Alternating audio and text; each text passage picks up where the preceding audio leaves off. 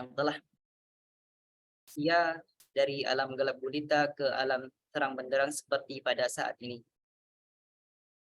Baik yang kami hormati Ibu Siti Tatmainnul Qulub selaku Kaprodi Ilmu Falak sekaligus speaker kita pada siang hari ini, Bapak Novi Sopwan, Kepala Lab FSH, dan juga Bapak Agus Solikin, Sekretaris Prodi Ilmu Falak Winsa. Baik, untuk teman-teman partisipan, sebagaimana yang telah kita pelajari kemarin, kita telah mengetahui bagaimana caranya menghitung arah atau menghitung azimut kiblat tempat tinggal kita. Nah, hari ini kita akan membahas tentang fikih dari arah kiblat itu sendiri. Sebagaimana pembahasan kita kemarin, kita telah mengetahui misalnya di Surabaya, arah azimut kiblatnya yakni 294 derajat, itu dihitung dari barat ke utara. Nah, itu apakah itu cukup dengan menghadap ke barat saja atau kita menghadap condong ke utara? Nah, itu seperti apa? Nah, di pembahasan kali ini itu kita akan bahas mengenai hal tersebut. Nah, adapun materi yang akan disampaikan siang hari ini akan disampaikan oleh Ibu Siti Tatmainnul Qulub selaku Kaprodi Ilmu Falak UIN Sunan Ampel Surabaya. Tanpa membuang waktu yang lama, mungkin langsung saja saya persilakan kepada Ibu Siti Tatmainnul Qulub. Kepada Ibu Siti Tatmainnul Qulub, kami persilakan. Silakan Ibu. Terima kasih banyak Mas Ade Putra.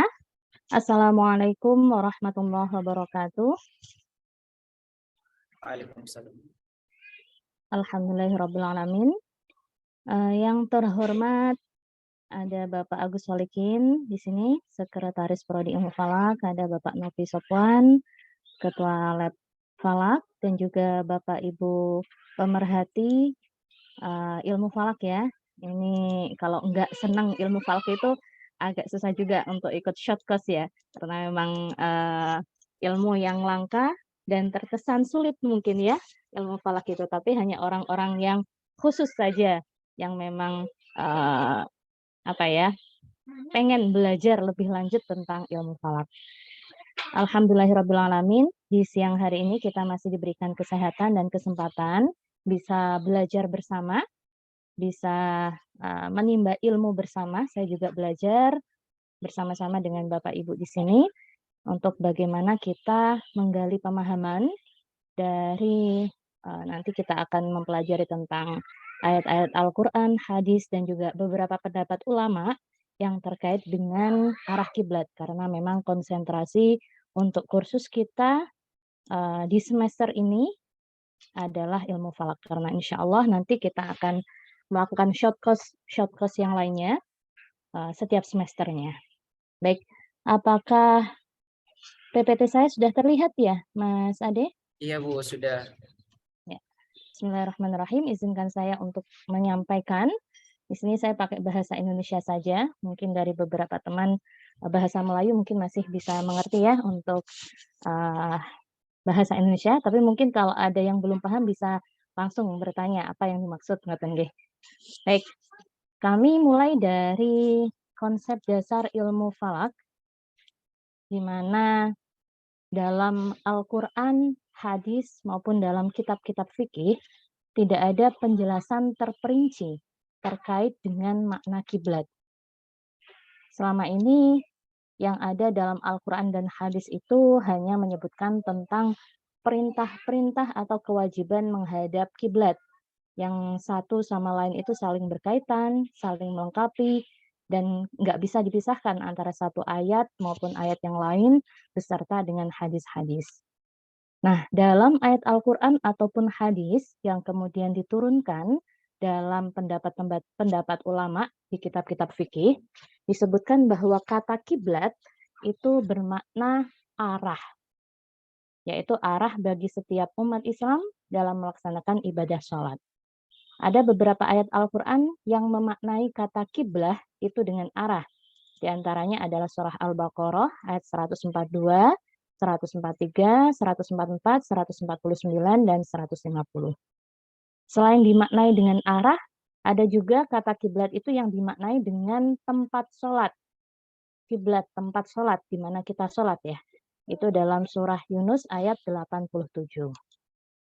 Nah, kita coba buka satu-satu dari ayat-ayat Al-Quran tersebut yang berkaitan dengan arah kiblat.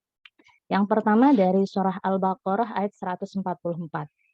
Bila ditelusuri dari asbabun nuzulnya, ini merupakan ayat pertama yang turun yang terkait dengan perintah menghadap kiblat dalam sholat.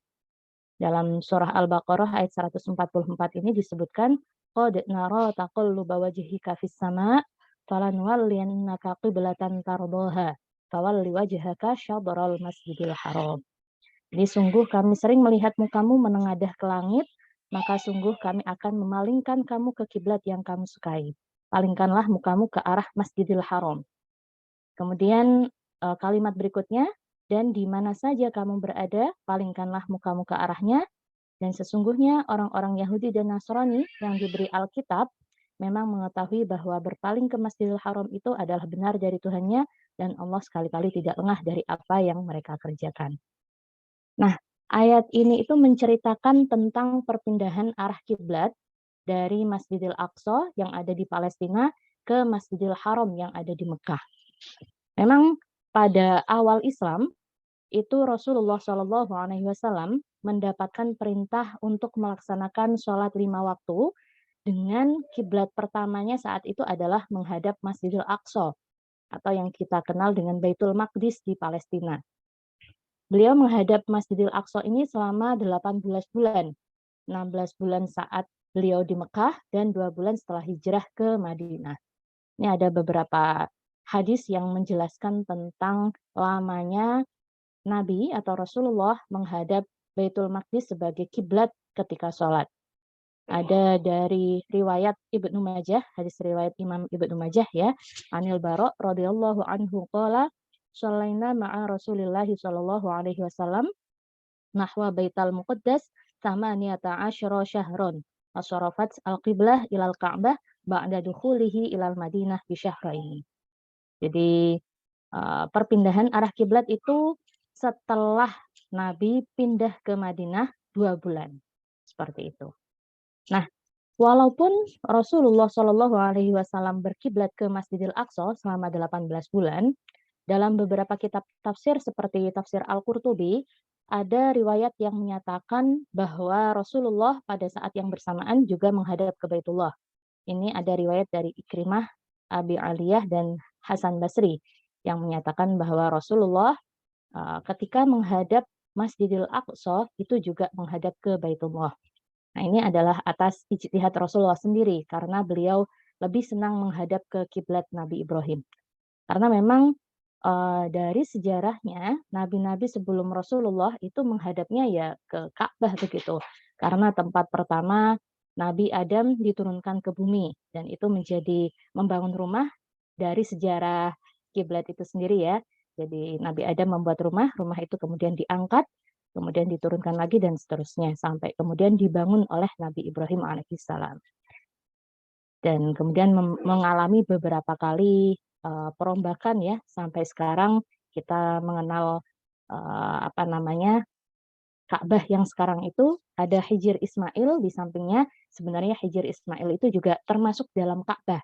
Tapi karena dalam pembangunan yang terakhir itu dana yang digunakan itu ternyata tidak mencukupi karena saat itu digunakan dana-dana yang halal saja, maka kemudian tidak sampai selesai ke Hijr Ismail.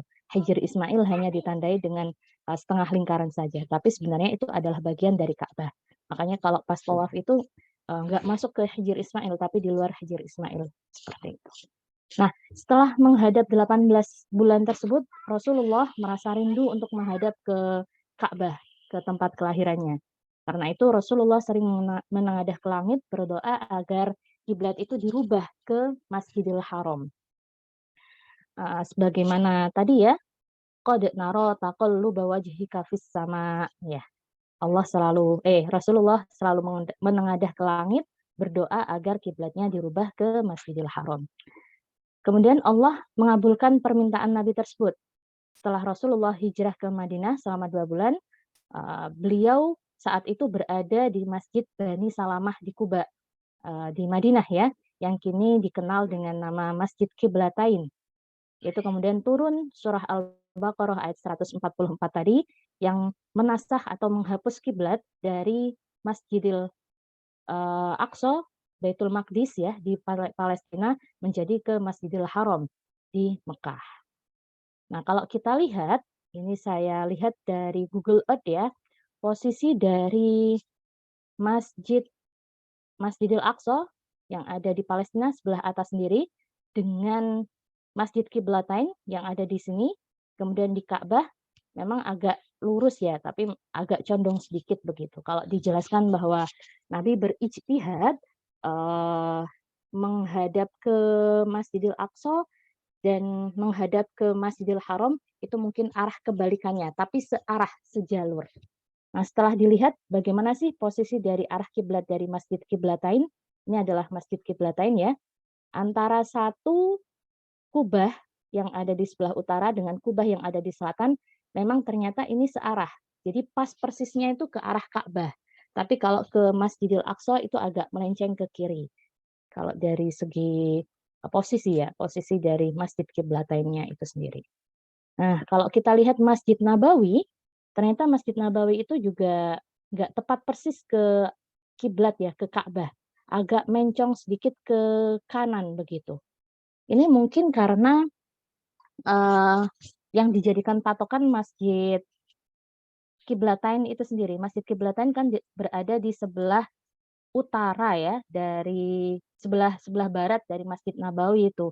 Arahnya mungkin sejajar, tapi kemudian agak beda arahnya kalau kita ambil dari Google Earth itu beda arahnya ke Ka'bahnya, agak menceng, kurang ke kanan sedikit posisi dari Masjid Nabawi. Nah, kembali ke surah Al-Baqarah tadi. Ini adalah hadis riwayat Imam Bukhari dan Imam Muslim dari Bara' bin Azib. Kalau tadi dikatakan bahwa Nabi menghadap Baitul Maqdis itu selama 18 bulan, ada riwayat lain yang mengatakan kira-kira 16 atau 17 bulan begitu ya. Memang ada perbedaan dalam hadis, ada yang mengatakan 18 bulan, ada yang mengatakan selama 16 atau 17 bulan. Ini dikatakan bahwa sholat pertama kali yang beliau lakukan dengan menghadap Baitullah adalah sholat asar bersama dengan sekelompok orang atau jamaah. Kemudian salah seorang jamaah Nabi keluar dan melewati sekelompok jamaah yang sedang ruku. Lalu saat itu orang tadi mengatakan bahwa saya bersaksi demi Allah, sungguh saya telah sholat bersama Nabi dengan menghadap ke Mekah. Kemudian jamaah sholat itu memutar ke arah Baitullah atau ke Mekah.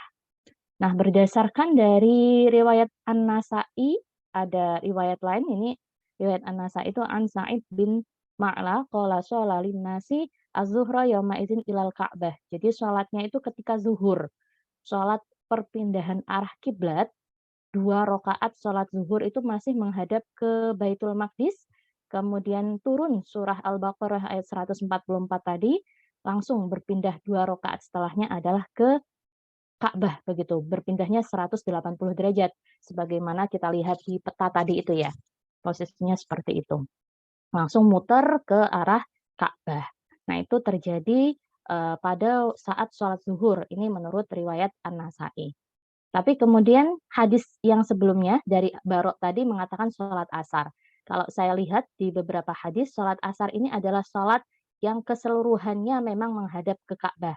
Artinya ketika perpindahan itu sholat zuhur, tapi kemudian sholat asarnya itu memang keseluruhannya adalah menghadap ke Ka'bah. Tapi ada riwayat lain dari Imam Malik itu adalah ketika sholat subuh. Tapi ini ternyata sholat subuhnya adalah keesokan harinya atau hari kedua setelah perpindahan arah kiblat. Karena dahulu nggak ada medsos atau apa ya, yang seketika di mana terjadi itu sudah tersebar begitu. Tapi karena jaraknya jauh, maka perlu waktu juga untuk menyampaikan berita tentang perpindahan arah kiblat itu. Nah, kemudian muncul pertanyaan, bagaimana dengan orang yang sudah meninggal dunia, yang dulu sholatnya menghadap kiblat sebelum dirubah ke arah Baitullah? seperti itu. Apakah sholatnya nggak diterima atau bagaimana? Kemudian muncullah surah Al-Baqarah atau turun surah Al-Baqarah ayat 143 yang menyatakan wa kadzalika ja'alnakum ummatan wasatan litakunu syuhada 'alan nasi wa yakuna rasulu 'alaikum syahida dan seterusnya. Ini yang penting adalah wa in kanat lakabiratan illa 'alal ladzina hadallahu wa ma kana Allahu liyudhi'a imanakum innallaha bin-nasi laraufur rahim.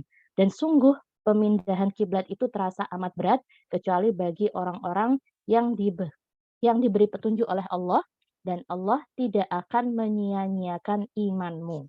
Sesungguhnya Allah Maha Pengasih lagi Maha Penyayang kepada manusia. Dari ayat tersebut Allah itu menjawab bahwa Allah itu tidak akan menyia-nyiakan iman mereka. Salat yang mereka lakukan atau orang-orang yang dilakukan sudah meninggal, tapi mereka sholatnya adalah menghadap ke Masjidil Aqsa, itu tetap sah. Jadi kalau dilihat dari ayat tersebut, perpindahan kiblat itu merupakan ini sebuah ujian ya. Tadi disebutkan di ayat sebelumnya ya, di di kalimat awal atau di ayat-ayat yang pertama. Dan demikian pula kami telah menjadikan kamu umat Islam, umat yang adil dan pilihan agar kamu menjadi saksi atas perbuatan manusia dan agar Rasul atau Muhammad menjadi saksi atas perbuatan kamu. Dan kami tidak menetapkan kiblat yang menjadi kiblatmu sekarang, melainkan agar kami mengetahui secara nyata siapa yang mengikuti Rasul dan siapa yang membelot. Jadi sebenarnya pemindahan arah kiblat ini menjadi ujian bagi umat Islam. Jadi biar diketahui siapa yang benar-benar mengikuti Rasul dan siapa yang ingkar atau tidak mengikuti Rasul. Karena memang saat itu banyak sekali orang yang munafik gitu, pura-pura mengikuti Rasulullah. Nah, setelah surah Al-Baqarah ayat 143 ini turun, kemudian turun selanjutnya surah Al-Baqarah ayat 142 yang menceritakan tentang orang-orang Yahudi Madinah yang mengejek umat Islam karena berpindah arah kiblat. Mereka mempertanyakan penyebab umat Islam berpindah dari Masjidil Aqsa ke Masjidil Haram. Ya, sayaqulu sufaha minan nasi ma wallahum an qiblatihim allati kanu 'alaiha qul lillahil masyriq wal maghrib yahdi man yasha'u ila siratim mustaqim.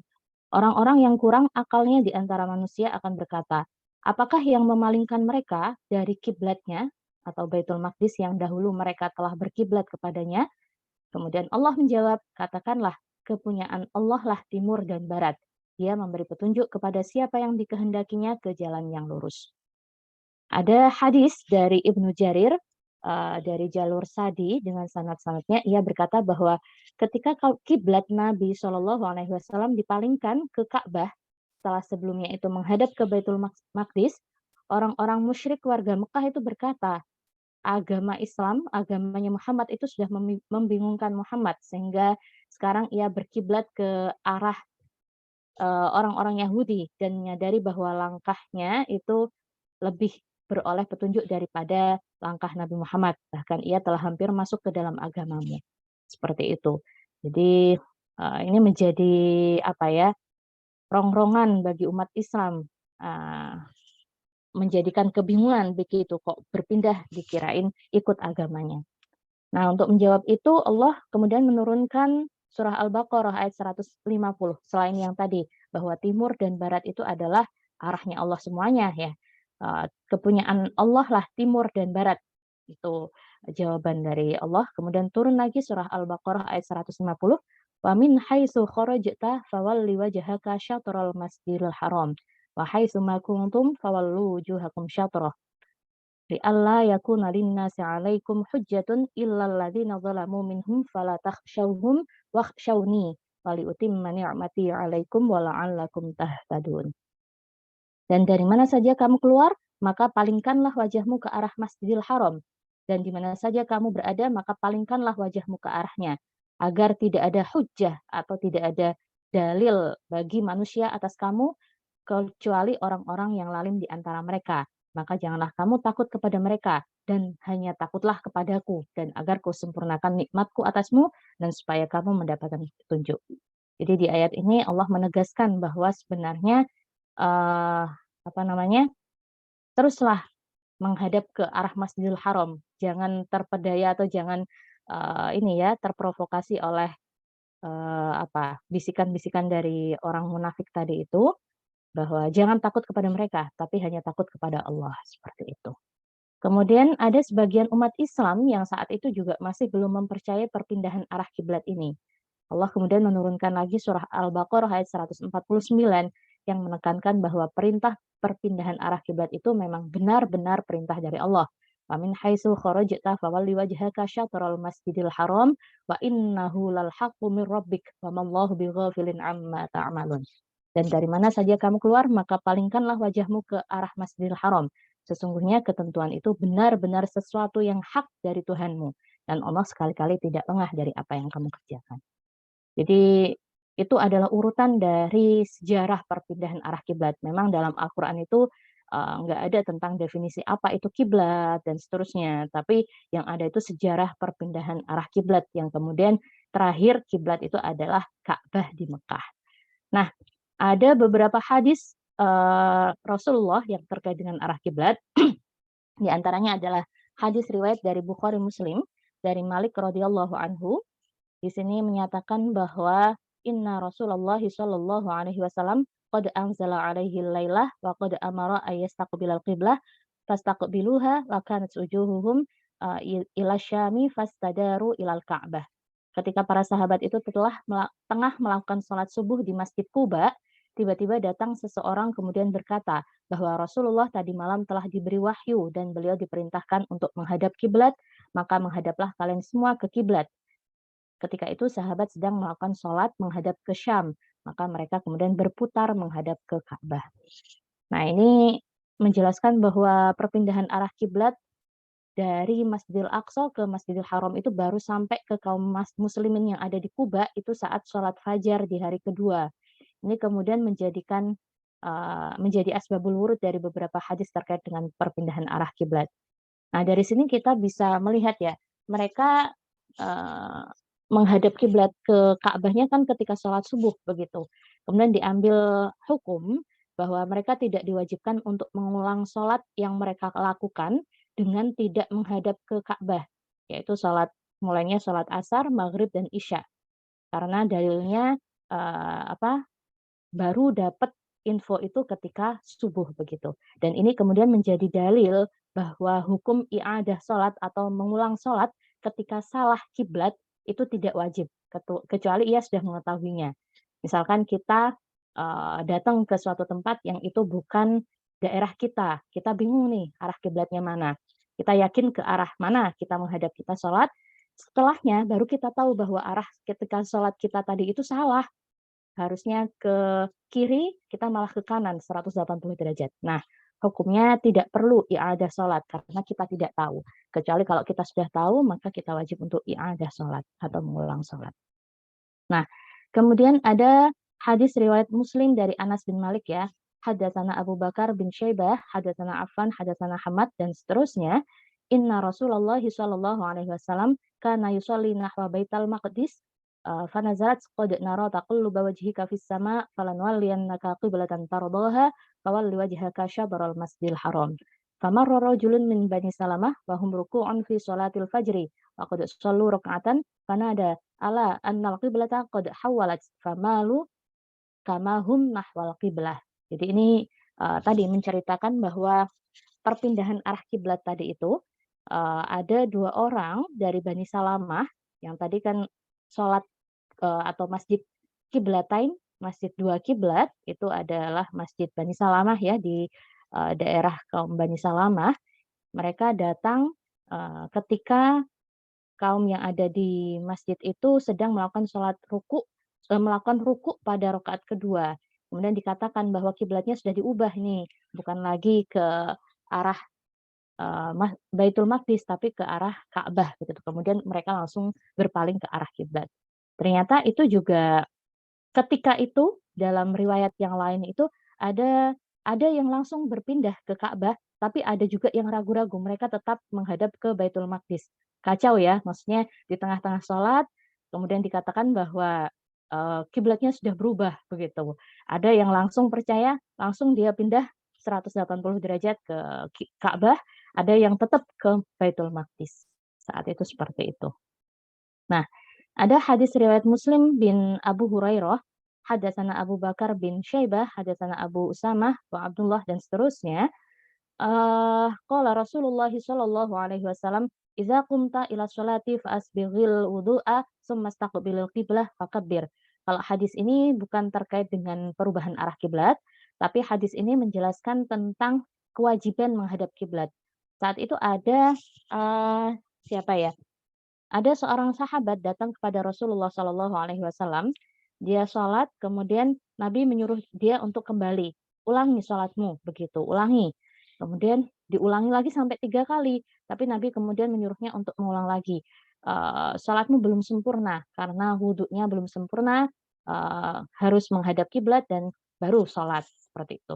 Ini menjelaskan bahwa menghadap kiblat itu merupakan salah satu syarat sahnya sholat. Artinya suatu kewajiban yang wajib dilaksanakan, bukan hanya kesunahan, bisa dipilih antara dilaksanakan atau ditinggalkan, tapi memang merupakan salah satu syarat sahnya sholat. Kalau tidak menghadap kiblat, maka tidak sah sholatnya. Jadi, apabila seseorang tidak menghadap kiblat dan dia tahu bahwa kiblatnya salah begitu, bukan ke situ harusnya sholatnya, dalam sebuah hukum, dalam hukum fikih disebutkan ya harus i'adah sholat, harus mengulang sholat sampai sholatnya benar-benar sudah memenuhi syarat sah dan rukun sholat. Seperti itu. Ada hadis lagi dari Syafi'i, dari Usamah bin Zaid, menjelaskan bahwa inna Nabi Shallallahu Alaihi Wasallam lamma dakhalal bait da'a fi nawahihi walam yusalli fihi hatta kharaja. Falamma kharaja raka'a raka'ataini fi qibalil qiblah wa qala hadhil qiblah. Jadi Nabi itu saat itu masuk ke Baitullah, beliau berdoa di sudut-sudut Ka'bah itu, kemudian beliau nggak sholat di dalam Ka'bah itu, beliau keluar baru sholat ketika di luar Ka'bah, di hadapan Ka'bah. Sholat 2 rakaat di hadapan Ka'bah, kemudian bersabda, inilah kiblat. Ini menunjukkan bahwa kiblat itu bukan di dalam Ka'bah ya, tapi di luar Ka'bah, menghadap ke Ka'bah begitu. Ini jadi barang siapa yang berada di Mekah, maka wajib baginya mengarahkan pandangannya ke Mekah atau ke Ka'bah, ini yang dimaksud ya. Dan barang siapa tidak melihat, maka wajib baginya menentukan arah ke kiblat. Ini dikatakan bahwa hadis riwayat Imam Muslim ini merujuk pada hadis bin Abbas, hadis Ibnu Abbas. Beliau memperoleh kabar dari Usamah bin Zaid bahwasanya Nabi pernah masuk ke dalam Ka'bah namun hanya untuk berdoa dan tidak sholat, kemudian keluar. Nabi keluar sholat 2 rakaat di depan Ka'bah dan berkata, inilah kiblat. Ada hadis lagi dari Tirmizi, riwayat Tirmizi dari Abu Hurairah, qala Rasulullah sallallahu alaihi wasallam, ma bainal masyriqi wal maghribi kiblatun. Jadi apa yang ada di antara timur dan barat itu terletak kiblat atau Ka'bah. Ini apa sih yang dimaksud dengan kata apa yang ada di antara timur dan barat itu adalah kiblat? Yang dimaksud dalam hadis ini adalah arah selatan. Karena saat itu posisinya ada di Madinah. Madinah itu ada di sebelah utara dari Ka'bah. Jadi menunjukkan apa yang ada di antara timur dan barat yang dimaksud adalah arah selatan, itu adalah kiblat. Kiblat bagi orang-orang Madinah, orang Syam, dan daerah-daerah yang ada di sebelah timur atau barat dari kota Madinah dan Syam. Nah, kota itu kan adanya di sebelah utara dari Mekah. Jadi kiblat mereka adalah menghadap ke arah selatan. Ini adalah hadis sahih, tapi perlu diperhatikan bahwa yang dimaksud adalah arah selatan, bukan letak, yaitu letak Ka'bahnya. Yang dimaksud adalah letak Ka'bahnya itu ada di sebelah selatan dari kota Madinah atau dari Syam, seperti itu. Jadi apa yang ada di antara timur dan barat nggak bisa ditafsiri secara ini ya, secara tafsir literar begitu ya, literer. Jadi harus dimaknai dulu itu asbabul wurudnya itu seperti apa, posisinya ada di mana. Kemudian hadis riwayat Tirmizi dari Amir bin Rabi'ah yang mengatakan ini ya, Rasulullah Shallallahu Alaihi Wasallam di suatu malam yang amat gelap dan sukar bagi kami mengetahui arah kiblat, maka kami pun sholat. Sesudah kami sholat, terbitlah matahari dan diketahui kesalahan kami telah menghadap ke arah yang salah. Kemudian turunlah ayat, maka kemana saja kamu menghadapkan mukamu, disitulah tempat yang diridhoi Allah. Jadi ini asbabul wurudnya adalah suatu hari Amir bin Robi'ah itu dalam perjalanan bersama Nabi di malam yang gelap, mereka ingin mengerjakan sholat, tapi nggak tahu arah kiblatnya kemana. Pokoknya sholat, nah esok harinya ketika matahari terbit, ketahui bahwa, oh sholat mereka tadi malam tidak menghadap kiblat. Kemudian turun ayat, kemana saja kamu menghadapkan mukamu, disitulah tempat yang diridhoi oleh Allah. Jadi ini kesalahan dalam menghadap kiblat bila benar-benar tidak mengetahui arah yang benar, maka tidak apa-apa. Sholat yang dilaksanakan tetap sah ya dengan menghadap kepada selain kiblat karena memang benar-benar tidak mengetahui mana arah kiblat yang benar. Ada hadis lagi dari Imam Bukhari dari Jabir, ini menceritakan ketika Rasulullah SAW berada di atas kendaraan, beliau menghadap ke arah sekehendak tunggangannya. Dan ketika beliau hendak melakukan sholat fardu, beliau turun kemudian menghadap kiblat. Jadi ini Nabi saat itu ketika sholat sunnah di atas tunggangan ya, tunggangannya unta, maka beliau menghadap ke arah sekehendak tunggangannya. Jadi tunggangannya belok ke kanan, ke arah utara ya ikut, ke arah selatan ya ikut. Sama kalau kita naik bis ya, ketika bis kita perjalanan begitu kan nggak mungkin kita, oh arah kiblatnya ke arah barat, kita pertama sholat ke arah barat. Kemudian kok belok bisnya, kita ikut-ikut belok begitu ya. Bisa-bisa ya nggak terarah begitu posisi kita ketika di atas bis kalau mau sholat begitu ya. Jadi ketika itu beliau tidak akan sholat fardu 5 waktu kecuali dengan turun dan menghadap kiblat. Sedangkan ketika dalam keadaan takut atau dalam peperangan, beliau membolehkan menghadap kiblat ataupun tidak. Ini dikatakan bahwa beliau melaksanakan sholat sunnah. Jadi di atas kendaraan itu boleh menghadap ke arah mana saja. Tapi kalau beliau sholat fardu, beliau maunya sempurna. Jadi turun dari tunggangan, memang betul-betul menghadapkan wajah dan badannya itu ke arah Ka'bah atau ke arah kiblat. Karena memang menghadap kiblat merupakan salah satu syarat sahnya sholat.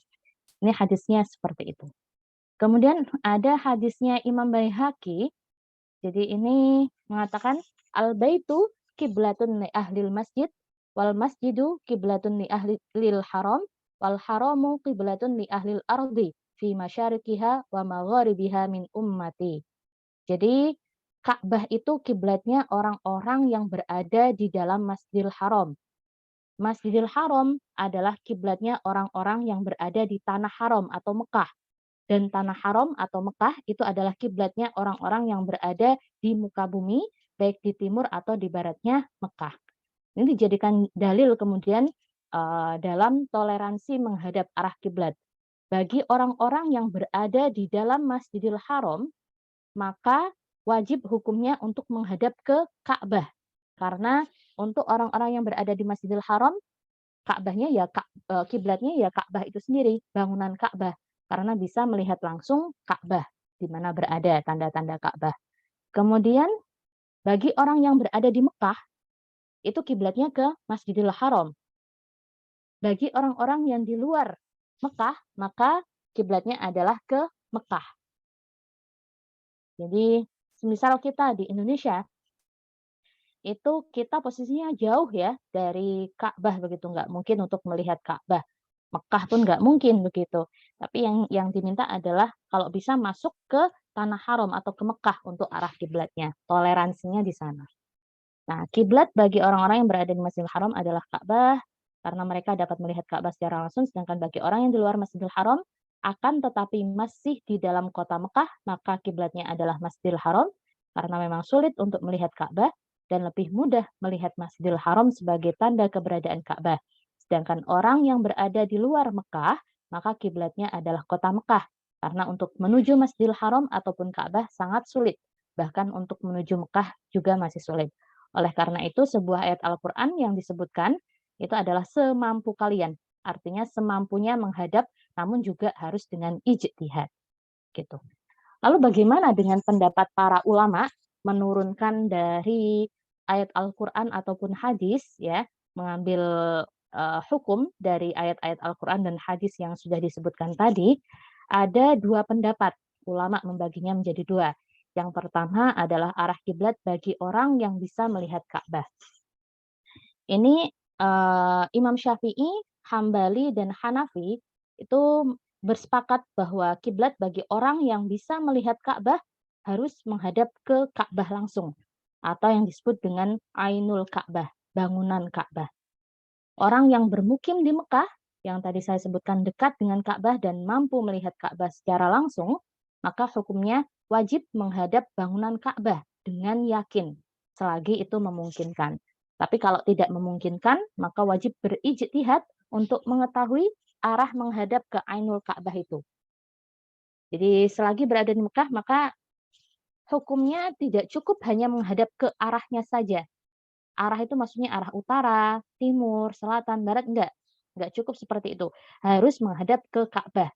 Karena utara agak serong ke selatan, utara agak misalnya kemana, seperti itu.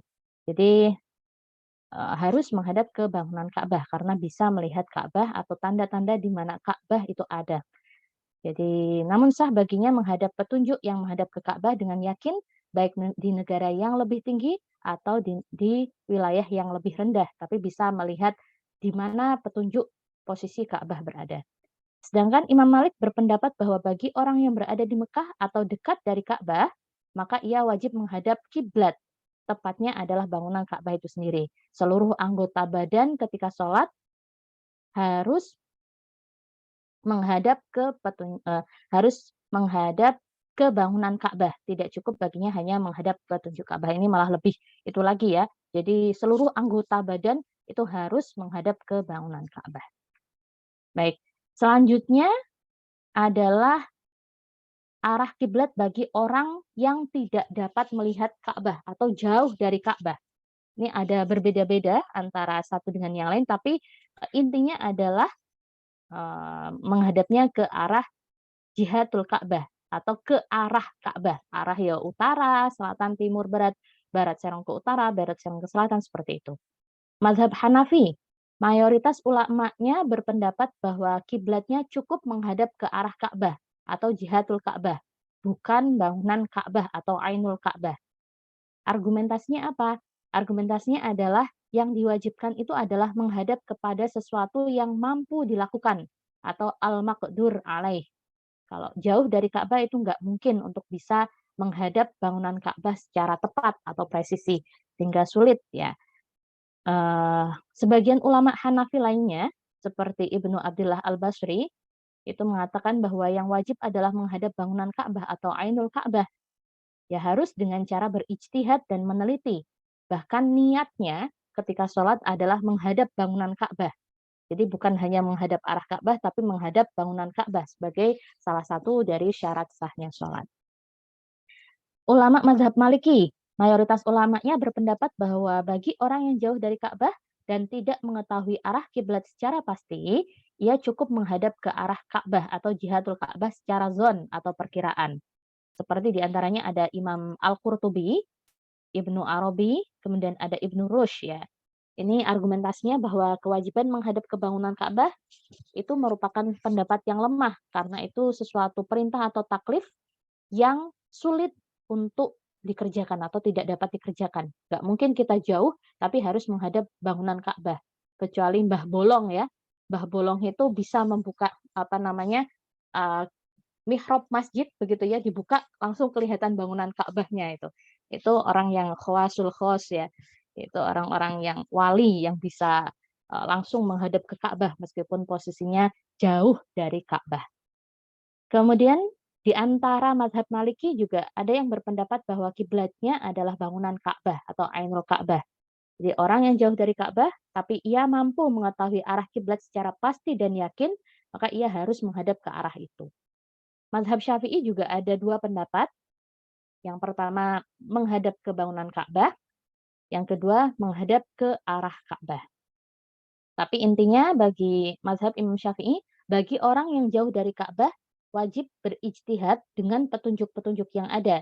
Ia wajib menghadap ke Ainul Ka'bah walaupun pada hakikatnya ia menghadap jihatul Ka'bah.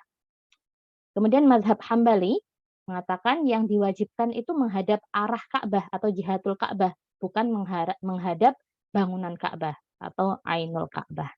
Ya, Ainul Ka'bah hanya bagi orang yang mampu melihat Ka'bah saja. Karena yang digunakan argumentasinya tadi, ma bainal masyriq wal maghrib kiblatun. Itu adalah beberapa pendapat ulama tentang menghadap kiblat. Nah, dari sini sih eh, Ibnu Qudamah Al-Maqdisi menggarisi 3 kategori untuk menghadap kiblat itu. Yang pertama, bagi orang yang sangat yakin, yaitu orang yang bisa melihat langsung bangunan Ka'bah, termasuk orang-orang penduduk Mekah ya, maka ia wajib hukumnya menghadap bangunan Ka'bah. Kemudian yang kedua, orang yang tidak mengetahui Ka'bah, tapi ia memiliki beberapa tanda atau memiliki ilmu untuk bisa mengetahui arah kiblat, maka ia wajib berijtihad untuk mengetahui arah kiblat. Yang ketiga, orang yang tidak dapat mengetahui Ka'bah karena buta atau tidak memiliki tanda-tanda untuk mengetahui arah kiblat, artinya tidak punya ilmu ya, maka ia wajib bertaklid, mengikuti orang yang tahu mana arah kiblatnya. Nah, dari sini kita bisa ambil secara garis besar ya dari pendapat ulama tadi itu bahwa kiblat bagi orang yang bisa melihat langsung Ka'bah adalah Ainul Ka'bah.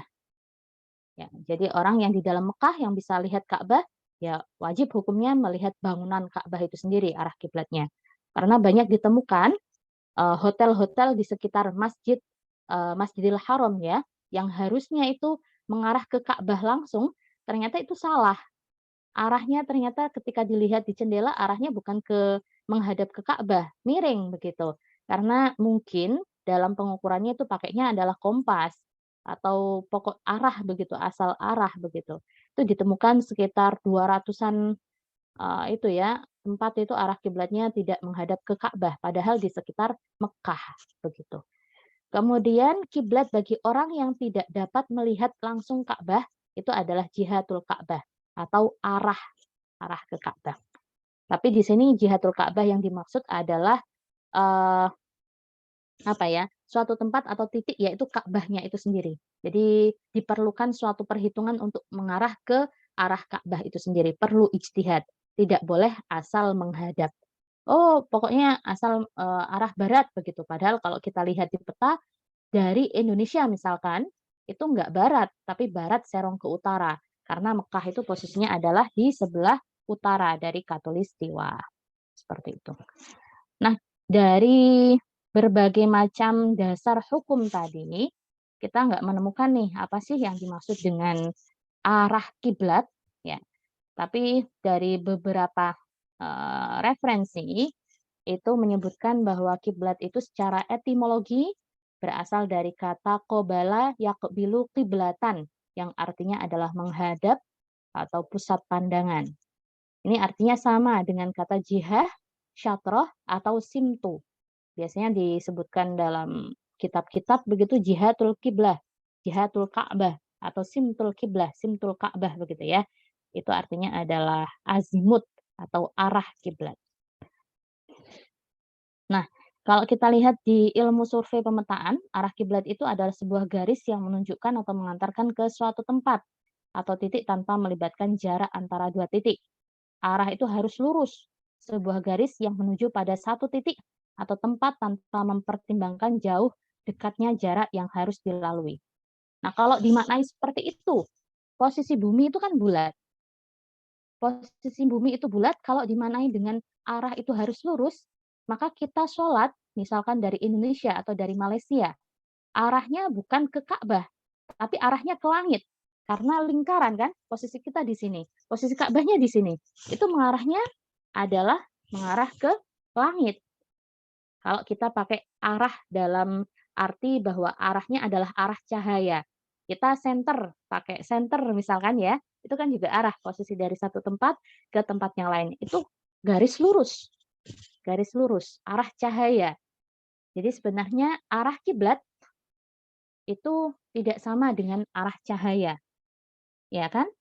Bisa dibayangkan karena bumi kita bulat, kita nggak mungkin menghadapnya ya menghadap ke langit. Kalau kita menghadap ke apa namanya, kalau kita tarik lurus pandangan kita sampai sana, nggak menghadap ke Ka'bah karena belok begitu ya. Nah, arah kiblat nggak pakai arah cahaya. Arahnya adalah bukan pandangan lurus seperti lintasan cahaya, tapi karena bentuk bumi yang mendekati bola, maka arahnya adalah mengikuti lengkungan itu. Jadi arah kiblat itu adalah arah menuju kiblat atau Ka'bah di Mekah dengan mengikuti jarak terdekat, mengikuti permukaan bola yang melengkung. Ini ada garis bawahnya ya, atau tanda petiknya lewat jalur terdekat. Karena apa? Kita lihat di sini. Nah, misalkan di sini adalah arah kiblat. Ini adalah kota Klaten, salah satu kota di wilayah Jawa Tengah ya. Ini adalah Mekah. Ada garis warna merah, ada garis warna biru. Ini sama-sama garis menuju Ka'bah. Tapi yang garis merah ini adalah jarak terdekat, yang garis biru adalah jarak yang lebih jauh begitu ya. Mana arah kiblatnya?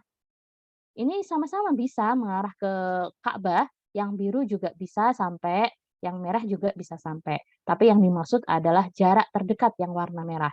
Karena kalau pakai yang warna biru, nanti doanya nggak terkabul-kabul karena jauh, sik muter begitu ya. Kita berdoa setelah sholat, itu sik muter dulu begitu, nggak sampai-sampai.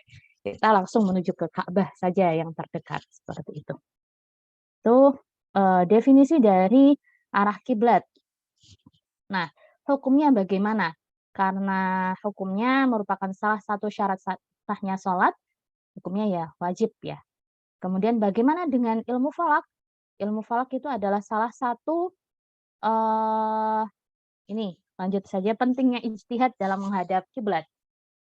Jadi, kalau tadi menyebutkan bahwa wajib menghadap kiblat, di mana secara fikih itu disebutkan bahwa posisi musolli atau orang yang sholat, baik ketika berdiri, ruku, sujud, dan sebagainya dalam sholat itu harus menghadap ke kiblat. Harus menghadap ke kiblat. Menghadapnya itu Ainul Ka'bah bagi yang dekat, Jihatul Ka'bah bagi orang yang jauh. Tapi belum ada dalam fikih itu gimana teorinya, metodenya gimana, begitu nggak ada sama sekali. Nah, sekarang ada ilmu pengetahuan, ada teknologi yang membuat posisi Ka'bah itu dapat ditentukan dari tempat yang jauh dengan mudah dan akurat, baik melalui perhitungan ataupun pengukuran. Oleh karena itu, perintah untuk menghadap Ka'bah, Ainul Ka'bah, itu sekarang mungkin bisa berlaku untuk orang yang jauh dari Mekah. Walaupun sejatinya itu adalah menghadap Jihatul Ka'bah, tapi dengan adanya bantuan ilmu pengetahuan dan teknologi, kita juga bisa seperti orang yang menghadap Ainul Ka'bah. Karena sudah dihitung, diukur, dan persis posisinya menghadap ke Ka'bah. Oleh karena itu penting berijtihad untuk memperoleh arah kiblat yang tepat bagi orang yang jauh dari Ka'bah. Karena sejatinya arah kiblat itu adalah arah Ka'bah. Kalau seandainya sudah dihitung, sudah diukur, akurasinya hanya bisa sampai ke Mekah atau ke Masjidil Haram, maka nggak apa-apa karena memang sangat sulit untuk menghadap Ka'bah. Kita jaraknya jauh, sekitar 6.000-7.000 kilometer dari Ka'bah ya. Jadi geser sedikit saja dari tempat kita, di sana itu sudah sangat jauh sekali. Kita bisa lihat di sini ya. Ini posisinya adalah sebentar. Seperti ini posisi. Ini misalkan di Jawa, di Surabaya misalkan. Yang biru ini adalah arah Ka'bahnya. Yang biru itu adalah arah Ka'bahnya. Yang merah ini geser kita geser sajadah sedikit aja di tempat kita lihat dari sini ya, sedikit saja di tempat kita ternyata sampai sana sudah jauh. Karena apa? Posisinya bulat. Posisinya bulat jauh jaraknya sudah. Jadi geser 1 derajat saja, kalau dari hitungan itu bumi itu kan 40.000 kilometer. Geser 1 derajat, 40.000 dibagi 360 itu adalah 111 kilometer. Kita geser 1 derajat kan kecil sekali kalau pakai ini ya, kita geser sedikit sejadah saja itu sudah 5 sampai 10 derajat itu. Itu sudah lebih dari 111 kilometer itu sudah. Ya, tapi kita sudah usaha ya untuk bisa mengarah tepat ke Ka'bah. Maka nggak apa-apa karena memang sangat sulit untuk menghadap ke Ka'bah. Lalu bagi Indonesia kiblatnya bukan ke arah barat. karena di Indonesia ini ya, kebanyakan orang mengatakan kiblatnya ke arah barat, pokoknya barat begitu ya. Kalau kita lihat di peta kan memang nggak ke arah barat itu ya ke Afrika. Afrika nanti jadinya bukan sami Allahu liman hamidah, jadinya adalah samina mina ya, seperti bola ya tahun-tahun sebelumnya itu. Nah itu, kemudian posisi dari perlu mengecek arah kiblat, karena memang sampai sekarang itu banyak masjid dan musola yang kiblatnya belum pas. Apalagi masjid-masjid yang dibangun tahun-tahun lama ya, itu masih belum pakai teori atau, perhitungan ataupun alat yang canggih seperti saat ini. Jadi selisihnya bisa sampai 19 derajat, 20 derajat, 10 derajat, 40 derajat, itu jauh sekali dari Ka'bah yang seharusnya. Di sekitar masjid saja itu masih banyak yang salah begitu, padahal dekat dengan Ka'bah. Ini akibat kemelencengannya, maka dari itu perlu mencari arah kiblat yang akurat agar ibadah kita menjadi yakin dan lebih tenang, lebih khusyuk, lebih ini juga ya bahwa memang kita menghadap ke Ka'bah seperti itu. Jadi gimana posisi dari ilmu falak? Ilmu falak penting karena ma la yatimmu al-wajibu illa bihi fahuwa wajibun. Sesuatu yang itu mengantarkan kepada sesuatu yang wajib, seperti sholat itu adalah wajib, ya, menjadi wasilah untuk mengantarkan kepada sesuatu yang wajib, maka hukumnya juga wajib. Sholat itu wajib, mengetahui arah kiblat atau menghadap kiblat itu wajib, maka ilmu untuk mengetahui arah kiblat juga bisa diposisikan sebagai hal yang wajib untuk dipelajari. Demikian mungkin dari saya. Terima kasih. Wassalamualaikum warahmatullahi wabarakatuh.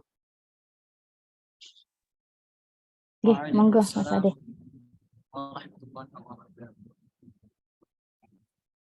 Terima kasih banyak Bu Siti Mainuddin atas pemaparan materinya mengenai arah kiblat. Mungkin langsung saja ya Bu, kita buka sesi tanya jawab kepada teman-teman partisipan. Jika ada yang ingin dipertanyakan, dipersilakan.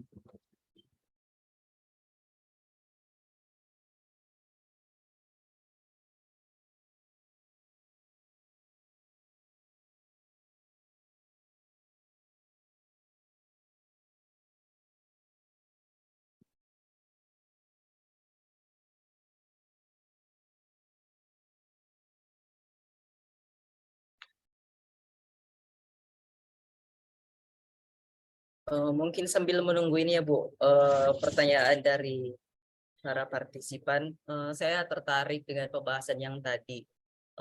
Ini kan misalnya kan di Indonesia ya, kita menghadap arah kiblat ke sebelah barat agak condong ke utara. Nah, tadi juga sudah dijelaskan bahwa kita bergeser sedikit aja beberapa derajat itu ini ya sudah melenceng beberapa kilometer dari arah kiblat itu sendiri. Nah, terkait tadi sudah dijelaskan dari beberapa hadis-hadis bahwasannya kalau orang di sekitar Ka'bah itu kiblatnya itu secara langsung ke Ka'bah itu sendiri. Cuman tadi yang saya tangkap itu kalau yang di luar dari wilayah tersebut itu arah kiblatnya Makkah. Nah, misalnya kan kita di Indonesia, jika kita mengarah ke ini Bu, tanah Arab secara semuanya, apakah itu masih tetap terhitung menghadap ke arah kiblat atau ke Mekah saja seperti itu? Kan tanah Arab Saudi kan luas ya Bu, itu gimana? Ya betul. Kalau kita hitung dari posisi Indonesia ya, itu Mekah itu toleransinya dari titik Ka'bah ke utara, titik Ka'bah ke selatan, dari posisi kita misalkan di Indonesia, itu toleransinya ke kanan kiri hanya 3 menit, 2 menit. Busur. Itu masuk Ka'bah, ya. Kalau sudah derajat, sudah ke Saudi ya, Arab Saudi ya. Arab Saudi itu sepertinya seingat saya sekitar 4 derajat. 4 derajat atau 5 derajat. Selebihnya itu ya sudah keluar dari Arab Saudi. Toleransi dari tempat kita itu ke Mekahnya ya, itu hanya 3 menit atau 2 menit toleransi. dari titik Ka'bah yang ada di tengah-tengah ke utara Mekah ataupun ke selatan Mekah dari tempat kita berada, itu toleransinya adalah 2 menit sampai 3 menit. Oke. Ada yang tanya ini Mas Ade Ya, di Bu, baik. chat.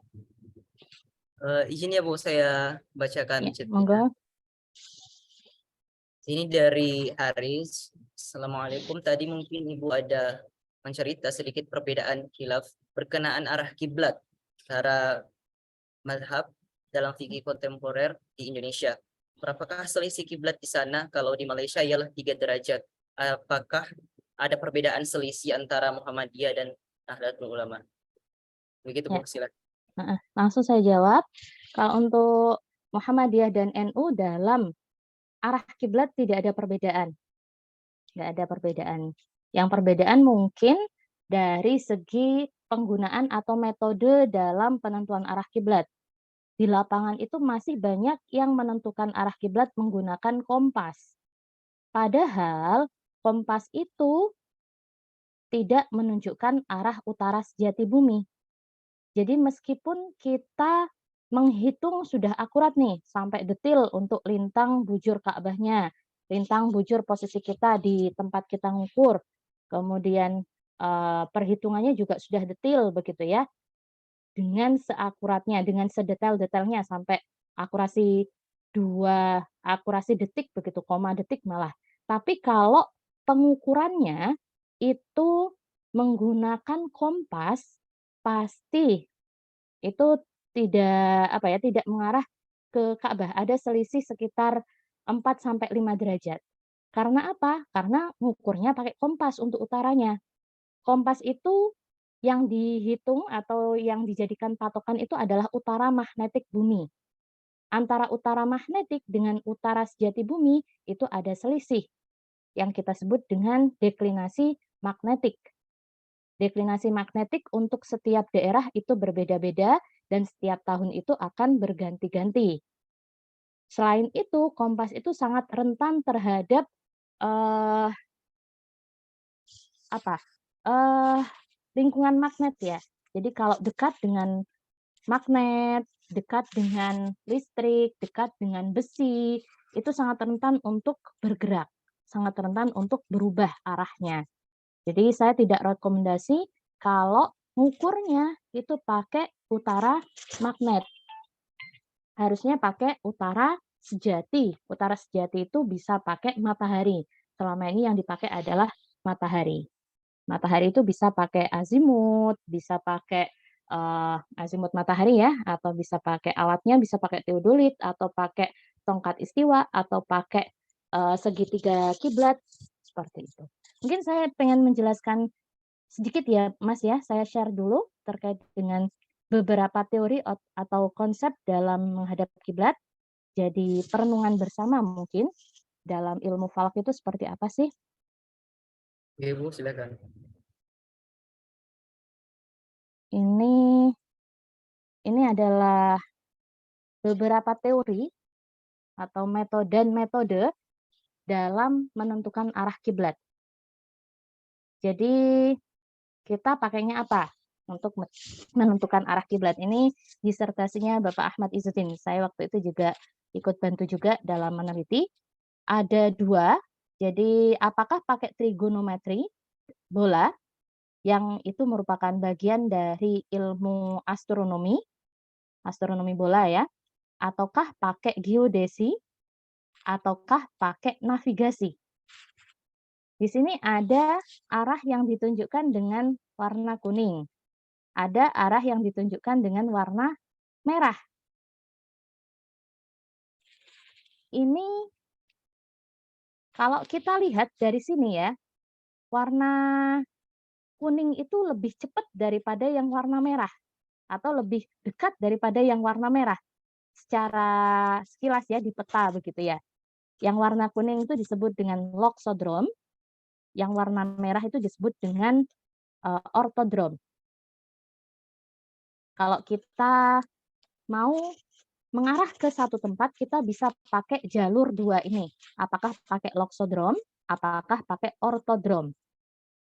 Ortodrome itu secara sekilas yang warna merah itu sepertinya lebih jauh daripada yang warna kuning.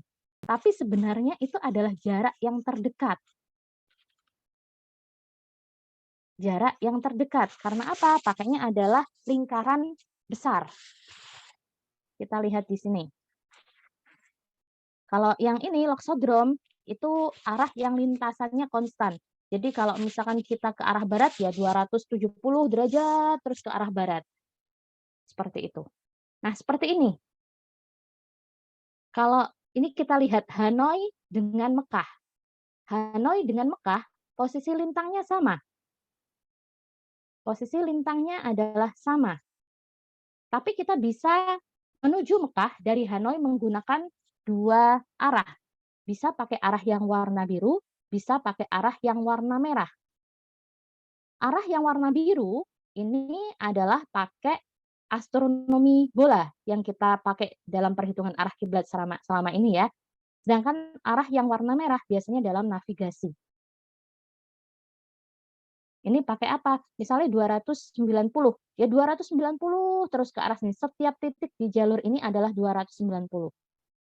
Dan seterusnya. Tapi kalau ini, itu titik tengahnya adalah bola. Titik tengah bola yang dipakai. Ini arah perjalanan yang membentuk sudut tetap yang ditempuh dengan small circle. Seperti Hanoi ke Mekah. Jika dengan small circle, garis loxodrome atau garis hijau, itu teorinya navigasi. Kalau yang garis merah adalah, kebalik ya, itu adalah ortodrome atau trigonometri bola atau teori geodesi. Seperti ini. Jadi ada lingkaran kecil, ada lingkaran besar ya. Lingkaran besar itu lingkaran yang titik tengahnya bola. Kalau lingkaran kecil, pokoknya lingkaran yang dia sejajar dengan lingkaran besar. Jadi dalam astronomi bola itu ada dua lingkaran. Ada lingkaran besar, ada lingkaran kecil. Bukan anak TK ini ya, tapi dalam artian posisi titik tengah dari lingkaran itu, kalau titik tengahnya lingkaran itu sama dengan titik tengah bumi, maka itu adalah lingkaran besar. Tapi kalau titik tengahnya bukan titik tengah bumi, maka itu adalah lingkaran kecil. Navigasi itu pakainya adalah yang lingkaran kecil. Tapi kalau astronomi bola itu pakainya yang lingkaran besar. Kalau dilihat secara jarak, itu lebih dekat yang lingkaran besar. Ya, karena posisinya adalah bola. Seperti ini. Nah, kalau dilihat seperti ini ya, jadi penentuan arah kiblat itu yang pertama dilakukan kita tentukan lokasi dulu. Lokasi dulu ya. Lokasi itu ada pakai data geografik, ada yang pakai data geosentrik. Kemudian langkah setelah dapat penentuan lokasi, lintang bujur, kita melakukan perhitungan. Perhitungan itu bisa pakai trigonometri, bisa pakai geodesi, Vincenti. Ini teori yang lebih rinci lagi, lebih akurat lagi. Kemudian setelah dihitung baru kita ukur. Pengukuran arah kiblatnya bisa pakai beberapa alat. Ada yang pakai teodolit, ada pakai matahari, ada kompas magnetik, tapi akurasinya juga ini ya perlu dipertanyakan. Ada busur derajat, rubuk mujayyab, ada yang pakai bintang. Ini beberapa metode penentuan arah kiblat. Selama ini yang paling akurat pakai teodolit dan matahari. Kemudian pengamatan. Kalau langsung pengamatan bisa pakai rosdul kiblat dan bisa pakai peta satelit. Seperti ini. Ini bentuk bumi. Jadi ada dua ya, trigonometri bola sama geodesi. Kalau trigonometri bola itu mensimulasikan bumi bulat, tapi kalau geodesi itu mensimulasikan bumi itu dalam bentuk pipih seperti ini, sebagaimana bumi yang sekarang ada. Itu geodesi. Jadi pendekatannya A dan B beda. A itu untuk khatulistiwa, B itu untuk ke kutub. Jadi ini ada pendekatan yang lebih rinci lagi. Rumus geodesi untuk arah kiblatnya panjang seperti ini, tapi kita nggak pernah pakai kalau di ilmu falak ya, karena yang kita pakai trigonometri bola, yang lebih praktis hanya satu rumus begitu dengan mensimulasikan bumi itu bola, bukan geodetik ya, bukan geoid, bukan bentuk yang seperti apel begitu ya, yang pipih di kutub-kutubnya. Ini beberapa ya penentuan arah kiblat. Bintang itu sebagai hanya ancar-ancar, jadi bisa sulit diterapkan hanya pada wilayah tertentu dan pada waktu tertentu. Untuk kompas ini perlu koreksi deklinasi magnetik. Untuk rubu, ini terbatas pada satuan menit busur sehingga sulit untuk ketelitian detik busur.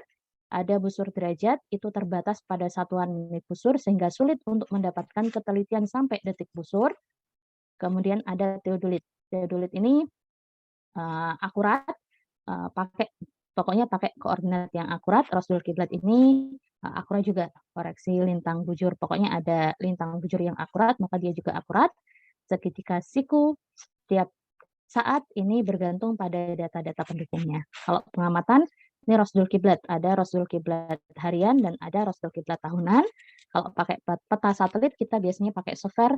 Ada kiblat lokator, kiblat direction, ada Google Earth, ada kiblat pointer, dan seterusnya. Itu pakainya adalah peta satelit. Dan seterusnya. Ya. Itu mungkin, Mas. Terima kasih. Bu. Mohon maaf, jadi yang di share, tapi saya share-nya kehapus, Bu. Gimana, Mas? Pertanyaan lanjutan di chat tadi, Bu. Oh, ini saya bacakan aja ya. Mohon maaf, Bu. Ya. Dan pada pendapat Ibu berkenaan gempa bumi di Aceh, adakah memberi kesan terhadap perubahan kiblat dan di sekitarnya sama ada dari segi fisikal atau psikologi? Oke, cuma ada sedikit lagi soalan jika diizinkan. Jika kita melihat ketamadunan manusia amat mengejar untuk hidup di Mars seperti cita-cita Elon Musk. Cuma dalam fikih bagaimana kita menyelesaikan isu kiblat apabila wujud pemindahan manusia ke bulan atau Mars? Maaf atas sedikit soalannya dan terima kasih. Baik, untuk yang gempa bumi ini sangat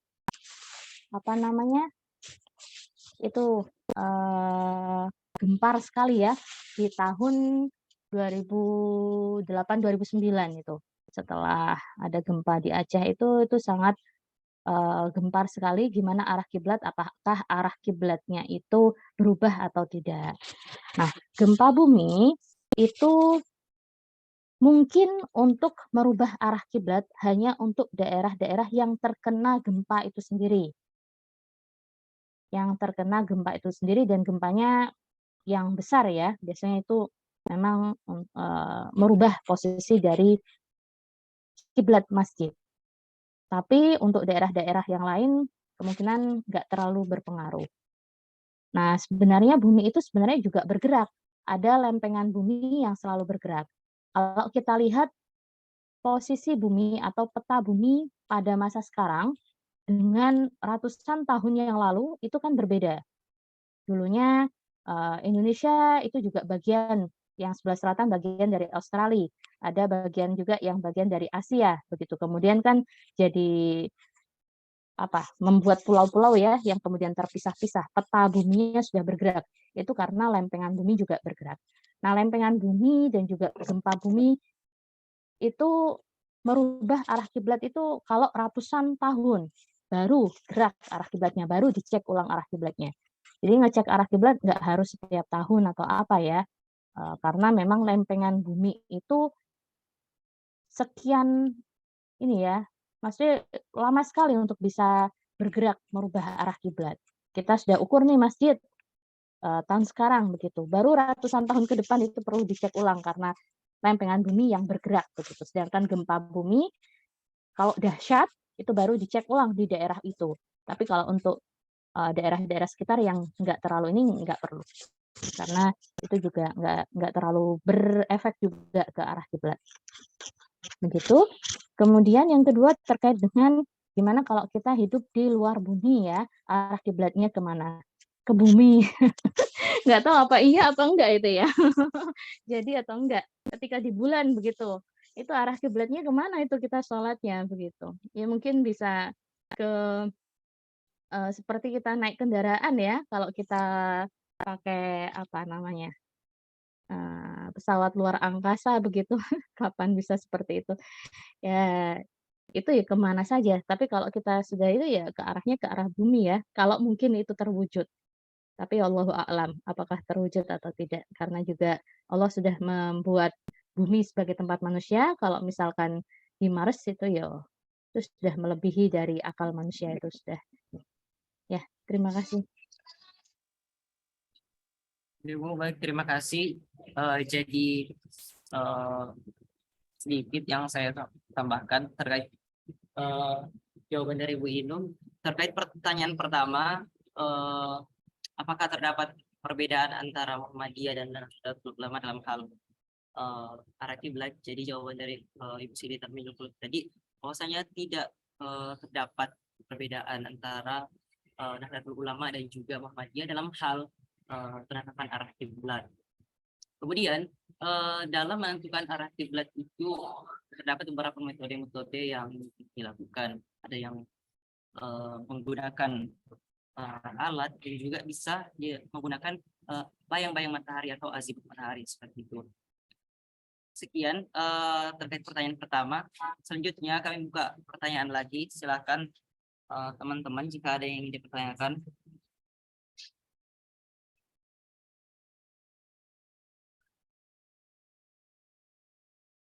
Bisa menggunakan fitur raise hand atau open mic secara langsung, atau bisa juga ditulis di kolom chat.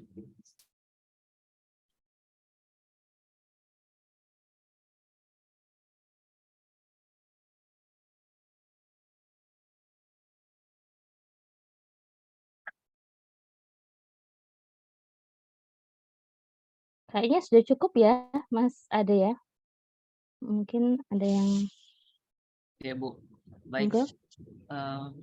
Berhubung ini materi bisa dibilang terakhir ya terkait pemaparan materi-materi terkait arah kiblat. Soalnya kan kita besok langsung ke aplikasi terkait penentuan arah kiblat. Mungkin sebelum menutup materi ini, Bu Siti Tarmizi bisa menyampaikan sedikit closing statement Bu terkait materi arah kiblat ini. Persilakan. Terima kasih Mas Ade. Yang pertama saya mengucapkan terima kasih banyak kepada para peserta yang berkenan untuk mengikuti acara Falak Short Course online ini tahun 2023 di semester genap ya. Di akhir semester genap, insya Allah juga semester depan kita insya Allah akan lanjutkan lagi dengan materi yang berbeda. Semoga Bapak Ibu masih berkenan juga untuk ikut bergabung di kegiatan kami dalam rangka mensyiarkan ilmu falak di beberapa negara. Jadi tujuan kami mengadakan Falak Short Course ini untuk bisa menggaungkan ilmu falak tidak hanya di Indonesia tapi juga di negara-negara yang awal mungkin di Asia Tenggara dulu, daerah Malaysia, Singapura, Brunei dan seterusnya. Terkait dengan arah kiblat, kita sebagai umat Islam yang mana memang kewajiban kita untuk menghadap ke kiblat, salah satunya karena itu merupakan salah satu syarat sahnya sholat. Dengan adanya ilmu pengetahuan dan teknologi yang canggih, seperti saat ini sudah ada ilmu falak dan masanya sudah digital begitu ya.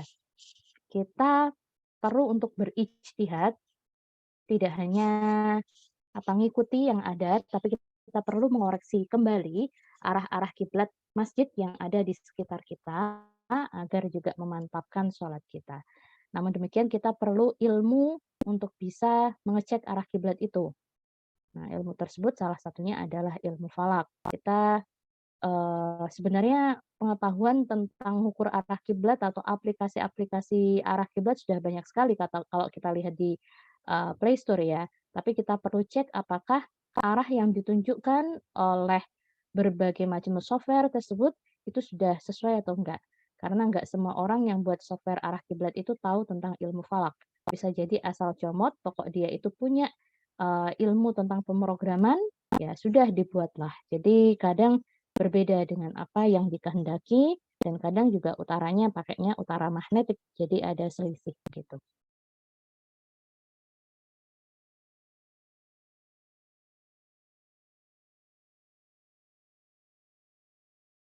Betul pasti akurasinya.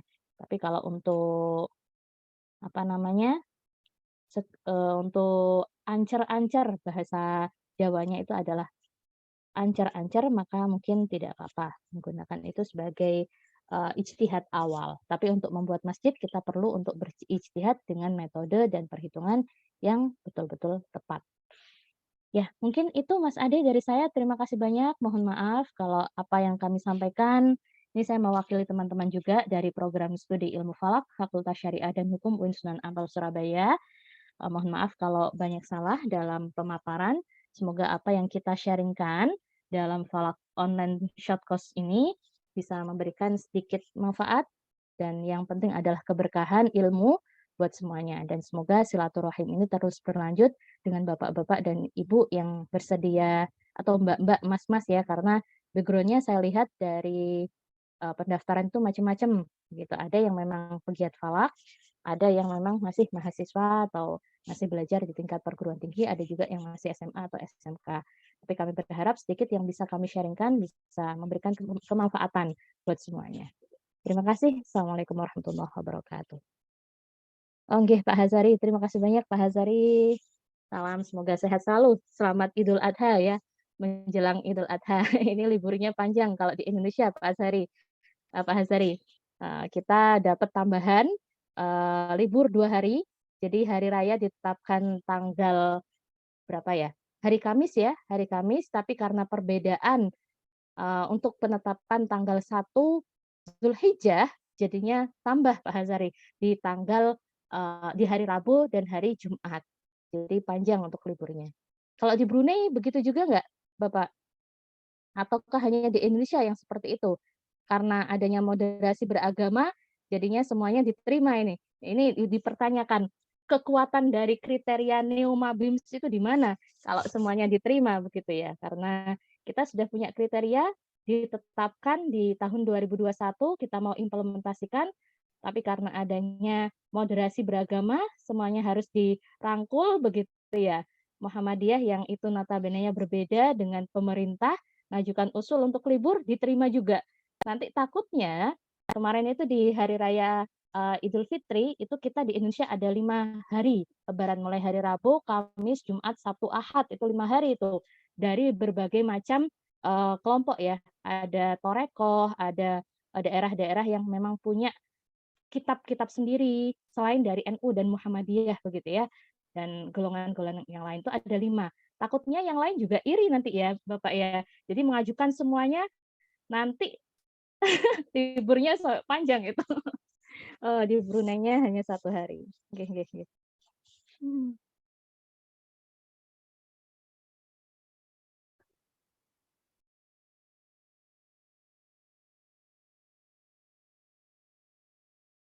Baik Bu Siti Terminal, terima kasih banyak atas closing statement-nya.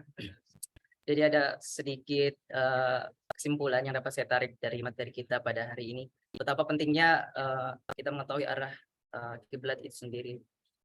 Hal itu dikarenakan arah kiblat merupakan salah satu syarat sahnya dari pelaksanaan sholat kita. Nah, dalam menentukan arah kiblat itu kita tidak boleh sembarangan, perlu ijtihad yang lebih. Nah, dalam hal ini kita bisa mengetahui bahwa pentingnya ilmu falak itu, karena dalam ilmu falak kita mempelajari bagaimana caranya mengukur arah kiblat yang benar seperti itu. Mungkin sekian materi kita pada hari ini. Sebelum menutup Zoom, mungkin kita bisa mengambil sesi dokumentasi sebentar. Mungkin teman-teman bisa mengaktifkan kameranya.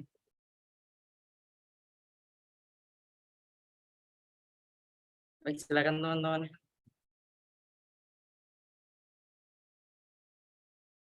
Baik, saya akan mengambil dalam hitungan 3, 2, 1. Baik, sekali lagi. 3, 2, 1. Lagi sekali.